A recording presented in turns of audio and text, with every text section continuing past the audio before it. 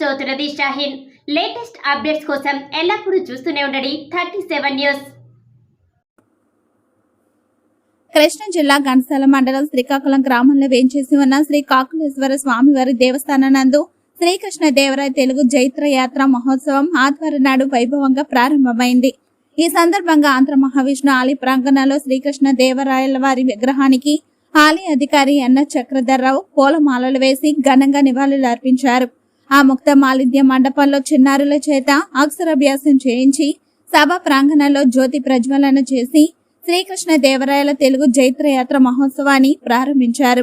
ఈ ఉత్సవాల్లో భాగంగా మహిళలకు సాంప్రదాయ ముగ్గుల పోటీలు, అభినయ నాట్య అకాడమీ, కేవి జ్యోతి శిష్య బృందంచే కూచిపూడి నాట్య ప్రదర్శన, చిన్నారులకు ఆటల పోటీలతో పాటు శ్రీకృష్ణ దేవరాయలు పురుషోత్తమ కవి వేషధారణ, ఫ్యాన్సీ డ్రెస్ పోటీలు నిర్వహించారు.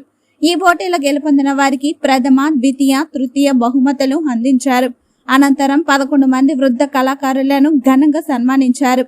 మరియు గుంటూరుకు చెందిన కేకే తరంగణి ఈవెంట్స్ అధినేత, ప్రముఖ మిమిక్రీ ఆర్టిస్ట్ కాసుల కృష్ణరాజు ఆధ్వర్యంలో సినీ సంగీత భక్తి రంజని కార్యక్రమం, కృష్ణరాజు మాట్లాడే బొమ్మలతో చేసిన పప్పెట్ షో కామెడీ భక్తులను, చిన్నారులను విశేషంగా ఆకట్టుకుంది.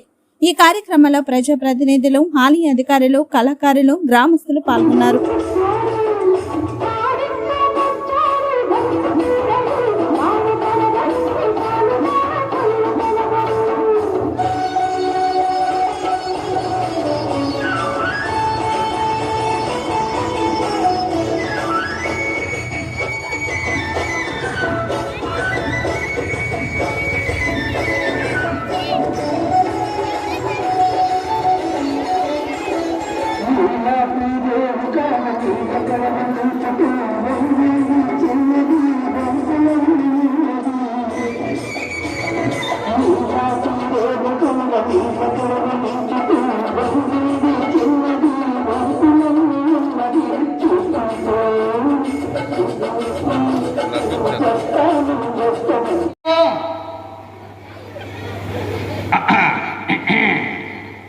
Hello my tasting, hello my tasting.